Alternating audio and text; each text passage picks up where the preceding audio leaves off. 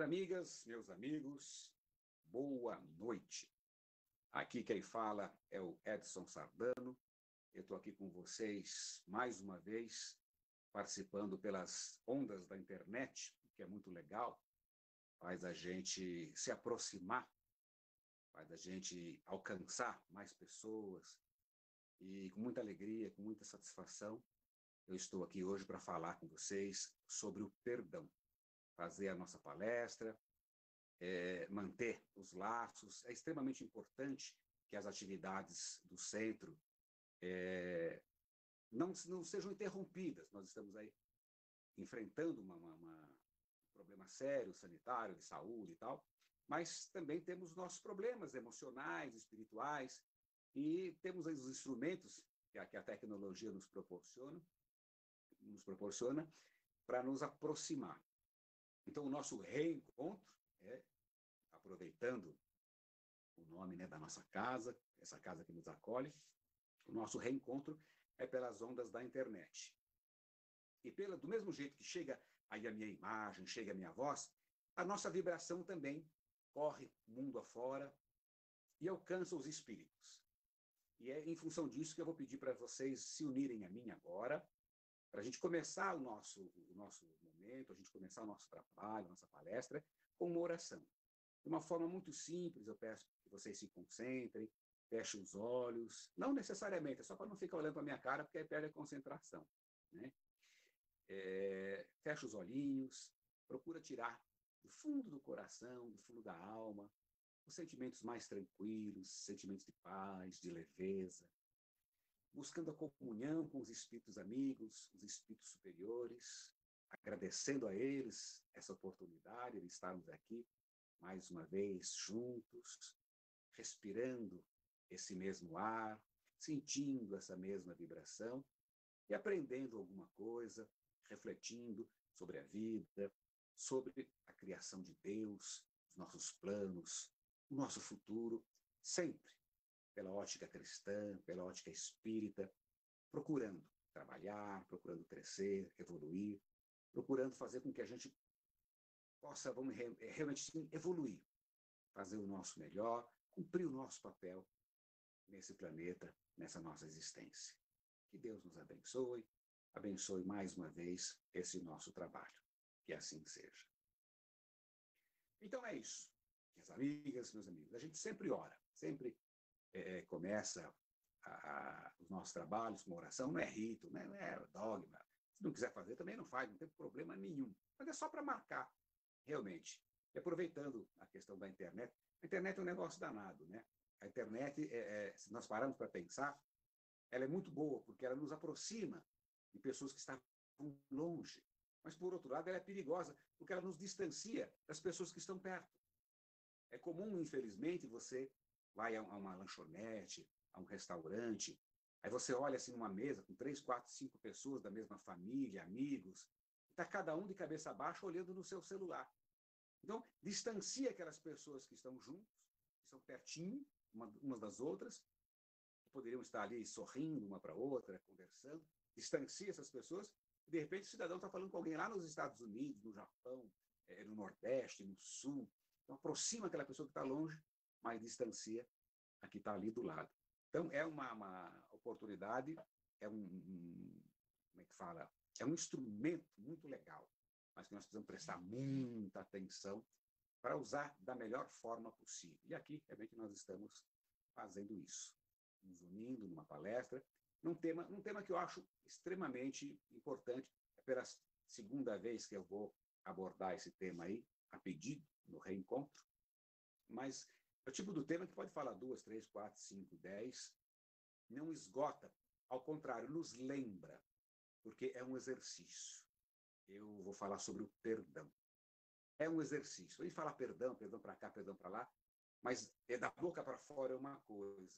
Conceitualmente, eu tenho que perdoar, eu te perdoo e tal. Mas você conseguir tirar aquela mágoa do coração, você conseguir realmente perdoar, é um exercício muito complexo. Possivelmente, nós ainda vamos precisar de muito tempo, muitos degraus ainda nessa escala da evolução, para realmente entendermos o que é o perdão e conseguirmos nos libertar dessas amarras, dessas mágoas que vão pontuando o nosso dia a dia. Porque realmente isso são pesos, âncoras, que nos seguram aqui ainda num mundo de muito sofrimento, de muito problema, essas mágoas que nós trazemos no coração. A Joana de Ângeles, essa grande mentora do Divaldo Franco, ela tem um texto sobre a terapia do perdão. E é muito importante você olhar o perdão como terapia. Mas por que terapia do perdão? Porque nós costumamos olhar o perdão, vamos dizer assim, pelo enfoque errado. A gente olha o perdão pelo cidadão que, entre aspas, precisa ser perdoado por aquela criatura que nos agrediu, que nos ofendeu. Então, o perdão é voltado para ele. E esse é o grande equívoco, porque isso nos coloca numa posição soberana, uma posição arrogante. Eu te perdoo, né? Eu aqui no alto da minha grandeza, perdoo você aí, infeliz pecador, que me caluniou, que me ofendeu.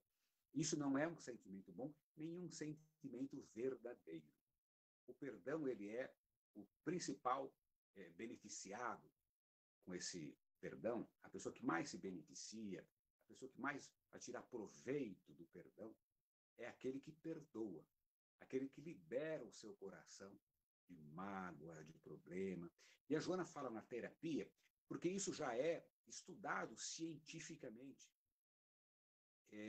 A mágoa, o ranço, o estresse, isso faz com que as pessoas adoeçam. A mente, a gente fala das doenças psicossomáticas, a mente humana. Nós sabemos que a mente é uma massa cinzenta, o cérebro é uma massa cinzenta. Se não há um espírito ali, é uma massa inerte, não serve para nada. Então, à luz do espiritismo, quando nós falamos mente, nós falamos espírito. O espírito atuando sobre o nosso organismo, sobre a nossa mente, e todos esses hormônios que os nossos pensamentos produzem, têm a capacidade de adoecer. Podem nos levar à morte, como podem nos curar. Do mesmo, a nossa postura, o nosso comportamento, a nossa reação diante de determinados fatores pode nos adoecer de forma grave, como pode nos curar. A medicina andou fazendo inúmeras pesquisas, principalmente relacionadas a câncer. Então, você vai lá no geneticista, hoje tem um ramo da medicina, né? O geneticista, ele analisa, então, quem tem pai, mãe, avô, avó, parentes que tiveram câncer, aí faz lá um acompanhamento genético para verificar se há uma possibilidade de você ter câncer. Até essa, vamos dizer assim, metodologia ficou bem famosa, porque aquela atriz Angelina Jolie acabou extraindo seios sem ter nenhum problema, mas porque a mãe teve, não sei quem mais teve na família, então havia uma possibilidade de ela ter câncer nos seios também, e acabou extraindo, e isso gerou, não vou dizer celeuma, mas chama atenção, uma celebridade, tudo. E os médicos, os cientistas, se debruçaram sobre isso e verificaram que, independente disso, há pessoas que têm toda essa carga genética e não contraem a doença, e pessoas que não têm e contraem a doença. Então, eles foram ampliando os estudos e chegaram nessa conclusão científica do estresse, da mágoa, desses sentimentos que, acumulados no nosso íntimo, aí o papel do espírito. Eles acabam nos adoecendo. E a Joana, então, nesse texto, um texto muito bonito, pode ser acessado aí pela internet, coloca lá Joana de Ângeles, Terapia do Perdão. Realmente ela chama a atenção para a necessidade que nós temos de perdoar, para nos libertarmos, para não adoecermos. Os espíritos nos falam, inclusive, até de uma forma mais assim particular, sobre o câncer no seio, por exemplo, que é um câncer muito ligado à mágoa.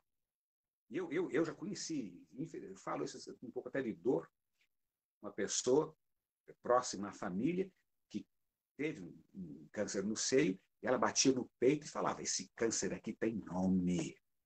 Ou seja, ela tinha tido um problema muito sério familiar, e logo depois desse problema, dessa mágoa, dessa briga, gerou um ranço muito grande entre familiares, veio o câncer. Então, isso tem comprovação científica. Então, se nós não temos assim ainda a motivação para o perdão altruístico, para o perdão espiritual, para o perdão em função do nosso patamar de evolução, da nossa compreensão, nós precisamos desenvolver o perdão pela esperteza, pela inteligência, para não adoecer. Então, é fundamental. Tem aquela expressão do Shakespeare, muito conhecida e extremamente válida, né?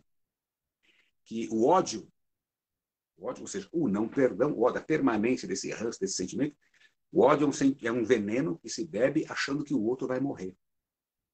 Então, veja o que é interessante. Porque você está com ódio, então você está direcionando esse sentimento para aquela pessoa. Não, fulano fez isso, fulano fez aquilo, eu odeio. Então, você faz isso achando que você está prejudicando ele, mandando aquele veneno para ele. Mas você está tomando esse veneno. Então, é um veneno que você toma achando que o outro vai morrer. Então, é fundamental nós lutarmos para nos libertarmos disso. Não é fácil, é um exercício, porque nós ainda temos muitos apelos materiais, somos espíritos imperfeitos. Temos raiva, temos... Agora, precisamos, vamos dizer assim, ter isso muito claro. Por isso que nós espíritas acentuamos a importância do estudo. Está lá no Evangelho, né? Espíritas, amai-vos e instruí-vos. Porque estudando, a gente vai estudando, você vai entendendo, você vai se convencendo da necessidade da mudança. Da necessidade. Para tirar do coração qualquer tipo de ressentimento. Aliás, ressentimento, se for analisar a expressão, né? O que é o ressentimento? É ressentir, você sentir de novo. Então, é você ficar sentindo a mesma coisa por muito tempo. Então, você recebe uma agressão qualquer, você é alvo de uma agressão qualquer. Você sente alguma coisa na hora. Uma vez eu vi, há muitos anos, do Divaldo, ele fala sobre raiva. Falou, raiva todo mundo tem direito de ter. Eu fiquei até meio chocado, nossa, o Divaldo falando isso. Aí depois ele explicou, e aí eu realmente refleti. Raiva todo mundo tem. Você olha hoje na televisão, você vê lá um crime hediondo. Temos aí vários casos, não vou ficar citando isso, mas crimes bárbaros contra crianças. Você, na hora, você é comigo, eu pego, torço o pescoço. Tal. Então, isso é, de certa forma, um direito. Não é o ideal. O Cristo, por exemplo, não teria esse momento. Mas nós não somos Cristo ainda. Mas então, é normal que você reaja dessa forma. Ah, isso é comigo, Marcos, isso é comigo. Tá. Mas, a partir daí, precisa entrar a sua razão. Então, teve aquele pico, teve aquele sentimento, teve aquela reação natural. Aí você começa a pensar, não, peraí, isso não é para mim. Isso não é para mim. Eu não vou me deixar levar, eu não vou me envolver por isso, eu vou tocar minha vida para frente e vou me aliviando, vou me aliviando. É um exercício, porque o pico eu vou ter. O impacto, ele vem. Mas se eu permitir que isso fique no meu coração, se eu criar esse processo de ressentimento, eu estou esquecendo, aí eu lembro do negócio. Aí lembro da coisa. Tem gente que faz questão de nem esquecer. Eu já vi pessoas espíritas que conhecem, porque eles falam, o espírito é o santo. Não, o espírito está aprendendo, tá caminhando. Conhecem a lei de causa e efeito, de reencarnação, e às vezes tem algum problema, uma aresta com alguém, você fala para a pessoa, fulano, você vai perdoar lá o... Não.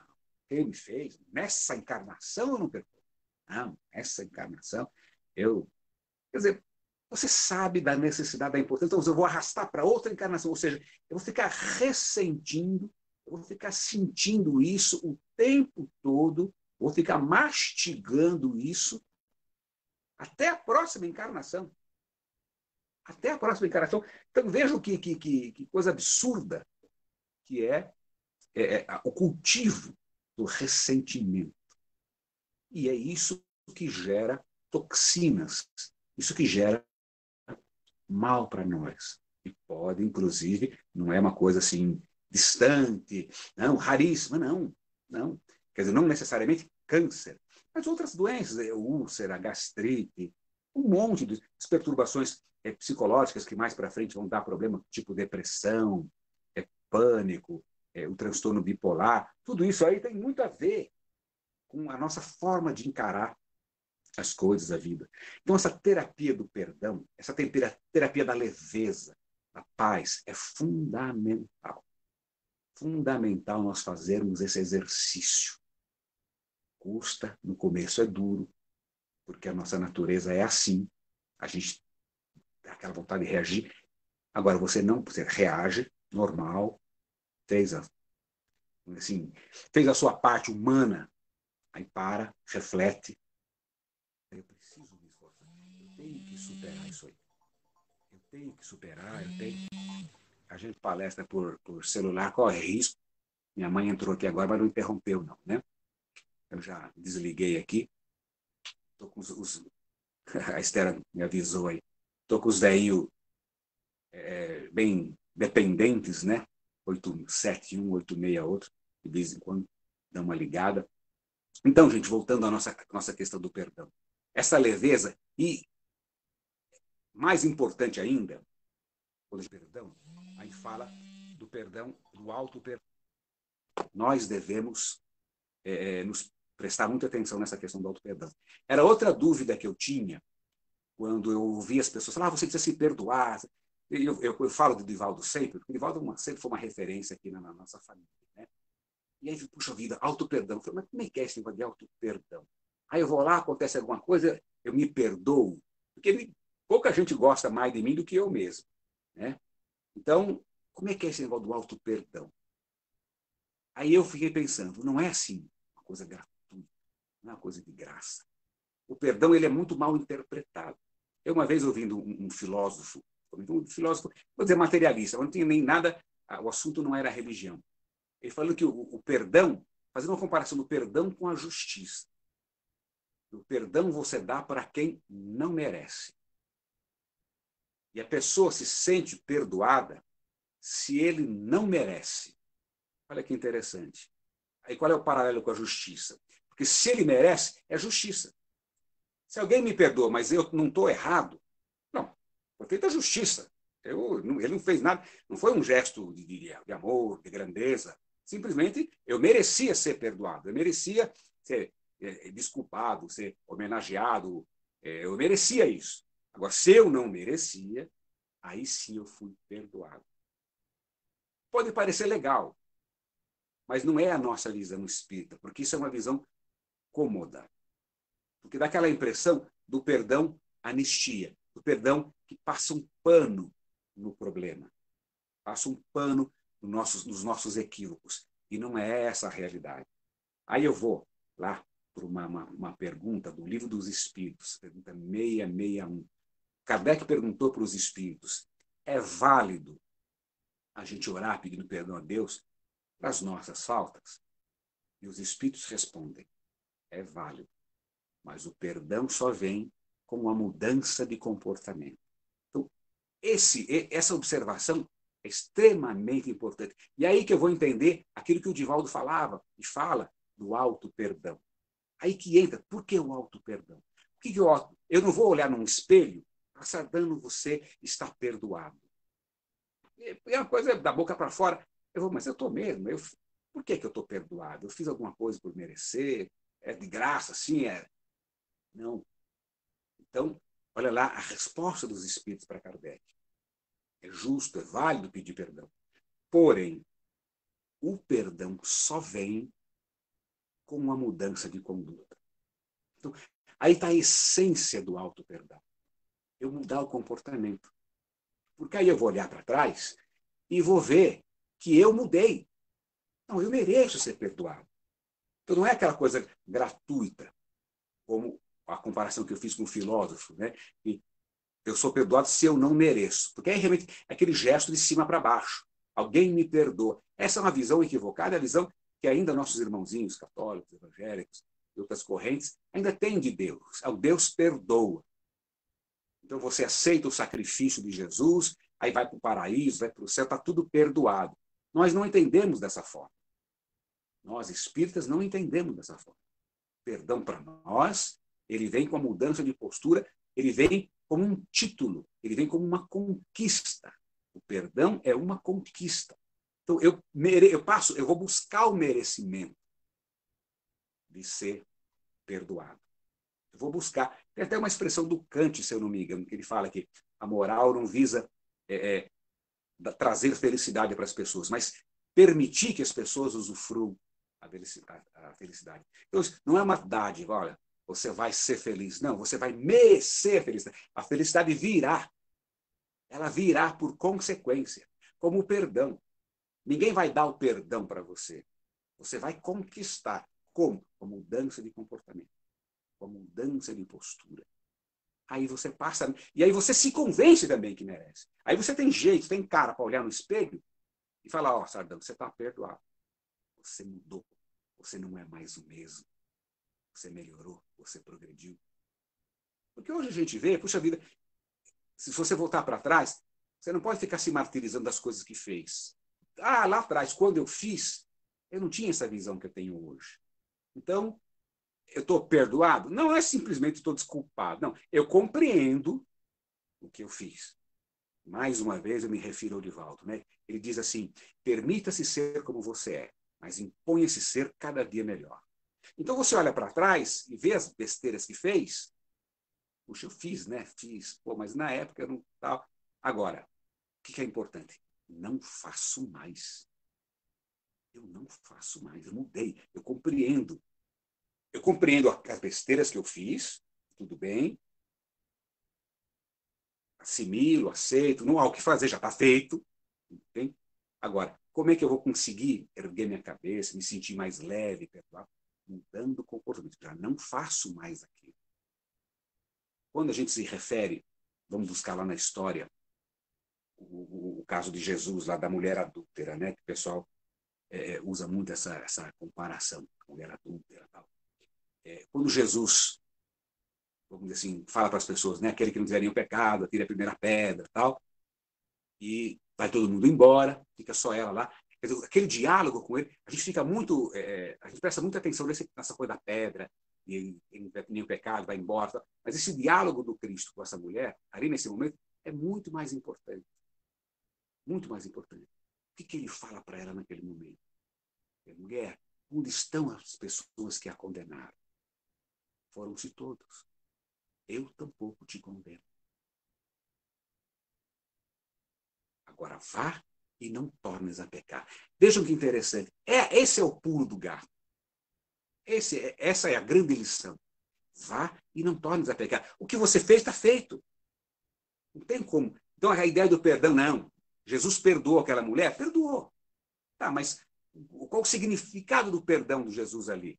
É compreender a natureza inferior, ainda grau, vamos dizer, pouco grau de evolução dela, como o nosso, né? Não inferior, no sentido de pejorativo em relação a ela, mas a qualquer um de nós que vive pisando na bola.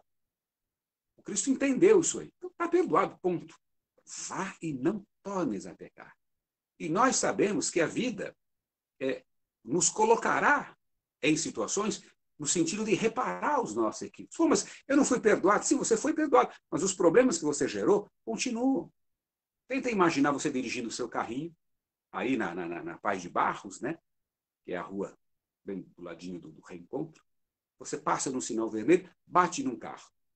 O cara desce bravo, tá? Você diz, meu rapaz, eu estou distraído, pelo amor de Deus, me perdoa.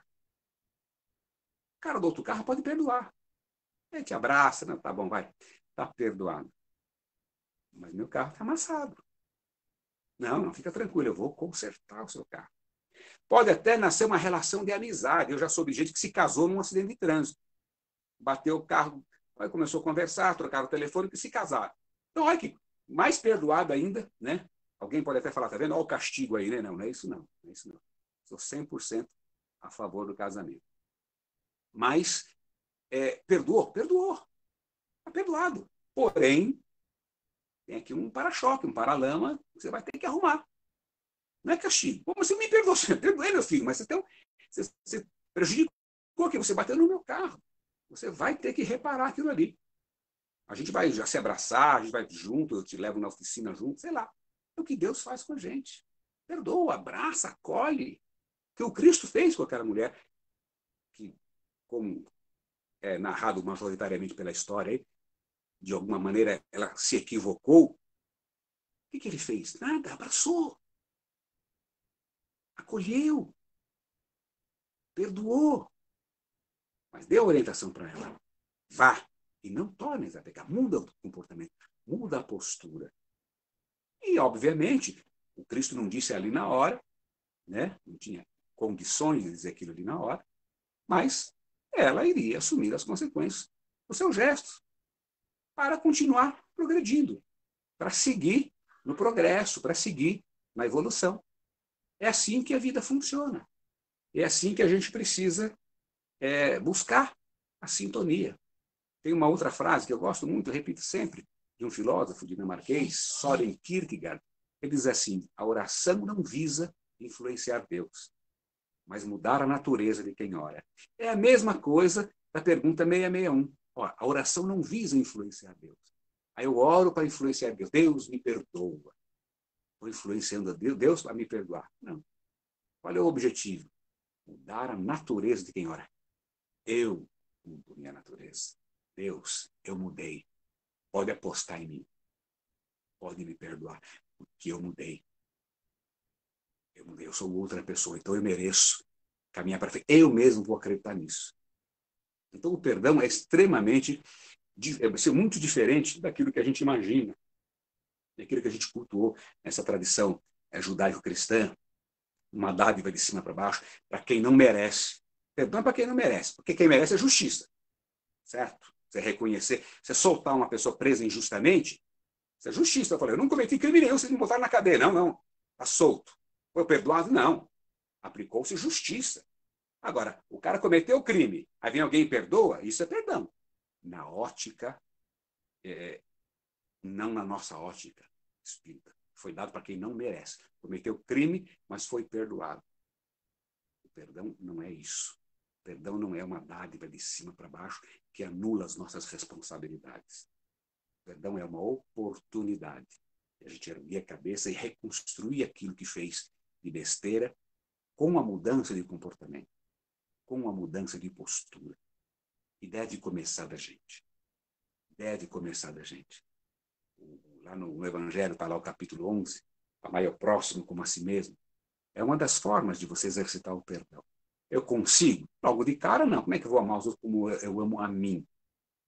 Agora, eu preciso treinar esse altruísmo, eu preciso treinar, deixando de ser cada vez mais egoísta.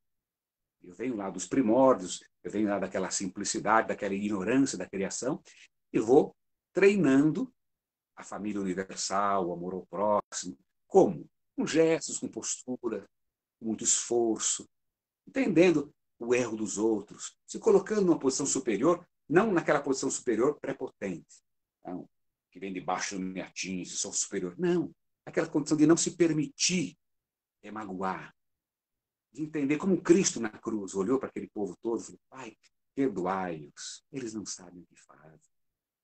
Então ele não falou assim: eles são ruins, Pai.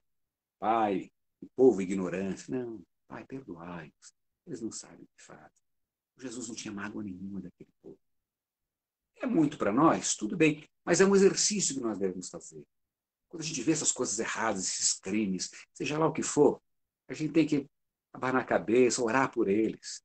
Bezerra de Menezes, uma vez, aqui em Santo André, pela psicofonia, né, pela uma mensagem transmitida por Divaldo, no encerramento do encontro fraterno, que, aliás, deveria ter sido domingo passado, se não houvesse essa pandemia. Bezerra de Menezes disse: gente, vamos orar por aqueles que agridem. A gente está muito acostumado a orar só pela vítima, mas vamos também orar pelos agressores. Eles precisam muito mais de oração. Porque a vítima está, vamos dizer assim, resgatando algum problema, está sendo provado na sua convicção. O agressor não. O agressor está se afundando. O agressor está adquirindo compromissos negativos. Ele precisa mais de oração. Ele precisa mais de tolerância, de compreensão. Não de condescendência. Não é fazer parceria com o erro. Não é por aí. Não é passar a mão na cabeça do equívoco, mas é acolher o equivocado. É abrir os braços no exercício vamos dizer assim, de imitar, de buscar a postura, o comportamento do Cristo. Procurar perdoar. procurar olhar todas as pessoas como irmãos num processo de evolução. Uns na frente, outras atrás. Mas todos, uns na frente, outros atrás. Mas todos crescendo, progredindo, evoluindo. Como crianças. A criança vem chuta a nossa canela, a gente não fica com raiva. Ah, tadinha, ela é criança. Assim que eu tenho que olhar para todo mundo. O adulto grandão chutou minha canela, eu não tenho que ficar com raiva dele. Vou olhar para ele, tadinho. Ele ainda é criança. No processo de evolução. Ele ainda tem muito que aprender. E se eu aprendi, eu não vou permitir que esse chute na canela se transforme num chute no meu coração. Deixa ele lá na canela, que é o lugar dele. Dói um pouquinho, mas não passa disso. Se ele vier para o meu coração, o que era problema do outro passa a ser um problema meu. Perdão é uma grande terapia, é uma grande solução, é uma grande meta. Certo, gente? Gravado 8 horas e 1 minuto, eu vou, junto com vocês, encerrar, fazer uma oração. Tá? Então, de novo, vamos fechar os olhinhos, agradecer a Deus esses momentos, que passa rapidinho, a gente nem percebe, mas são momentos que nos deixam algumas reflexões, algumas propostas, e que a gente possa, aos poucos, com apoio, com a presença, a companhia amiga dos espíritos superiores, a gente possa assimilar tudo isso e, aos poucos, colocar no nosso dia a dia, nas nossas vidas, no nosso comportamento, na nossa postura, no nosso pensamento, que é aí que tudo começa. Deus nos abençoe, abençoe a nossa casa, o reencontro que nos abriga, que nos abençoa, nos instrui, as nossas casas, nossos familiares, os doentes, nosso Brasil, nosso planetinha, por que não? Vamos unir as nossas vibrações, as nossas orações, a todas as pessoas que estão hoje torcendo por um mundo melhor, torcendo por um mundo de paz, de amor, onde realmente todos sejamos irmãos. E assim seja, graças a Deus.